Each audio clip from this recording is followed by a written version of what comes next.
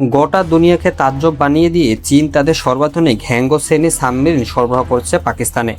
এই খবরটি সামনে আসার পর বৈশ্বিক মহলে তুমুল শোরগোল শুরু হয়েছে এবং নানান আন্তর্জাতিক রিপোর্টে দাবি করা হয়েছে যে এই তথ্য ফাঁসের পর ভারতের প্রধানমন্ত্রী নরেন্দ্র মোদী একাধিক প্রেস কনফারেন্সে এ নিয়ে তীব্র ক্ষোভ উগরে দিয়েছেন। বেশ কিছু প্রতিবেদনে উল্লেখ করা হয়েছে যে তিনি পুরো ঘটনাটিকে একেবারে ইতিবাচকভাবে গ্রহণ করছেন না। মূলত এই গোটা পরিস্থিতির মূল অনুঘটক হলো এই হ্যাঙ্গর শ্রেণীর সাবমেরিনের মরণ ক্ষমতা। প্রকৃতপক্ষে হ্যাঙ্গর ক্লাসের এই সাবমেরিনটি তৈরি করা হয়েছে বেইজিংয়ের অত্যাধুনিক U1 ক্লাস সাবমেরিনের নকশার উপর নির্ভর করে। ইসলামাবাদ সর্বমোট এই ধাঁচের 8টি সাবমেরিন লাভ করতে চলেছে, যার ভেতর বেশ কয়েকটি সাবমেরিন সরাসরি চীনা কারখানায় নির্মিত হচ্ছে এবং অবশিষ্টগুলো পাকিস্তানের মাটিতেই তৈরি করা হবে। সবচেয়ে চমকপ্রদ তথ্য হলো এই সাবমেরিনগুলোতে যুক্ত রয়েছে এয়ার ইন্ডিপেন্ডেন্ট প্রপালশন বা AIP টেকনোলজি। প্রথাগত সাবমেরিনগুলোকে নির্দিষ্ট সময়ে অন্তর জলের উপরিভাগে এসে নিজেদের ব্যাটারি রিচার্জ করে নিতে হয়, অথচ এই প্রযুক্তির কল্যাণে হ্যাঙ্গর ক্লাসের সাবমেরিনগুলো একটানা কয়েক সপ্তাহ যাবৎ জলের গভীরে নিমজ্জিত থাকতে পারে, যার ফলে বিপক্ষের রাডার ফাঁকি দিয়ে এটি মাসের পর মাস নিজেদের মিশন পরিচালনা করতে সক্ষম। জলের নিচে এটি প্রতি ঘন্টায় প্রায় 37 কিলোমিটার বেগে ছুটতে সক্ষম। এখানেই শেষ নয়, এই সাবমেরিন বসানো আছে 533 মিলিমিটারের শক্তিশালী টর্পেডো টিউব, যার সাহায্যে অত্যন্ত শক্তিশালী টর্পেডো ক্ষেপণাস্ত্র নিক্ষেপ করা যায়। তাছাড়া হরেক রকমের ব্যালিস্টিক মিসাইল বহন করার ক্ষমতাও রয়েছে এই ডুবোজাহাজে। এমন বিধ্বংসী সাবমেরিন যদি পাকিস্তানের ডিফেন্স ফোর্সে যুক্ত হয় তবে ইসলামের নৌসেনারা আরও বেশি শক্তিশালী হয়ে উঠবে। অপরপক্ষে নয়াদিল্লির অস্ত্রাগারও কয়েক গোত্রের সাবমেরিন মজুদ আছে, যার মাঝে রয়েছে কালভারি ক্লাস, কিলো ক্লাস এবং কিছু প্রাচীন আমলের ডুবোজাহাজ। এগুলো বর্তমান যুগের আধুনিক সাবমেরিনগুলোর সামনে খুব একটা যুদ্ধই বা শক্তিশালী নয়। মাস কয়েক পূর্বে ভারতের প্রধানমন্ত্রী নরেন্দ্র মোদী বেইজিং সফরে গিয়েছিলেন।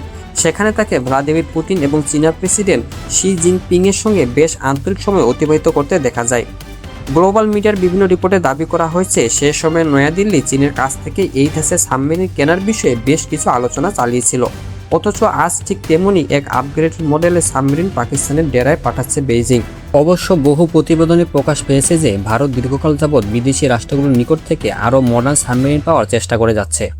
সুনির্দিষ্টভাবে ওয়াশিংটনের কাছ থেকে অত্যাধুনিক ডুবোজাহাজ ও এই ধরনের প্রযুক্তি হস্তান্তরের ব্যাপারে অনেক দিন ধরেই দর কষাকষি করছে দিল্লি। তবে এই দ্বিপাক্ষিক সংলাপে ভারত বড় কোনো সাফল্য পায়নি বলেই নানা আন্তর্জাতিক রিপোর্টে ইঙ্গিত দেওয়া হয়েছে। এদিকে দুনিয়ার অন্যতম সেরা এবং শক্তিশালী সাবমেরিন প্রস্তুত করে থাকে রাশিয়া। মস্কোর তৈরি বহু ডুবোজাহাজকে পৃথিবীর শ্রেষ্ঠ সাবমেরিনগুলোর তালিকায় স্থান দেওয়া হয়। যদিও ক্রেমলিন এবং দিল্লির মাঝে যুগ যুগ ধরে চমৎকার মিত্রতা রয়েছে এবং দু দেশের মধ্যে হরেক রকম সামরিক চুক্তিও বিদ্যমান, তা সত্ত্বেও বিভিন্ন সংবাদে প্রকাশ টপনচ কোনো সাবমেরিন ভারতকে দেওয়ার ক্ষেত্রে মস্কো খুব একটা উৎসাহ দেখায়নি, যার দরুন নয়াদিল্লি আজও তাদের কাঙ্ক্ষিত অত্যাধুনিক সাবমেরিন বহর গুছিয়ে উঠতে পারেনি বলে রিপোর্টে জানা যাচ্ছে। সমগ্র বিশ্বে চীনের এই সাবমেরিন চুক্তি নিয়ে তুমুল বিশ্লেষণ শুরু হয়েছে, কেননা ভারত উপমহাসাগরীয় এলাকায় যদি কখনো এই সাবমেরিন মোতায়েন করা হয় তবে এই অঞ্চলের শক্তি ভারসাম্য পুরোপুরি বদলে যেতে পারে বলে আশঙ্কা করা হচ্ছে। সব মিলিয়ে এই পুরো ঘটনা প্রবাহ নিয়ে আন্তর্জাতিক ফোরাম ও সংবাদ সম্মেলনগুলোতে যা পরিলক্ষিত হয়েছে তাতে ওয়াকিবহাল মহলের ধারণা ভারতের প্রধানমন্ত্রী নরেন্দ্র মোদী এ নিয়ে চরম অসন্তুষ্ট এবং দক্ষিণ এশিয়ার নতুন করে পাওয়ার ব্যালেন্স বদলে যাওয়ার বিতর্কটি সামনে এনেছেন।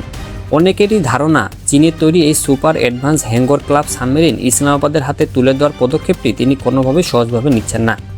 আর ঠিক এ কারণে আন্তর্জাতিক মহলে এ নিয়ে এখনও বিতর্ক থামেনি এবং সবাই এখন গভীর পর্যবেক্ষণে রেখেছেন যে আগামী দিনে এই ঘটনাকে কেন্দ্র করে দক্ষিণ এশিয়ার রাজনীতি কোন মেরুকরণের দিকে মোড় নেয়।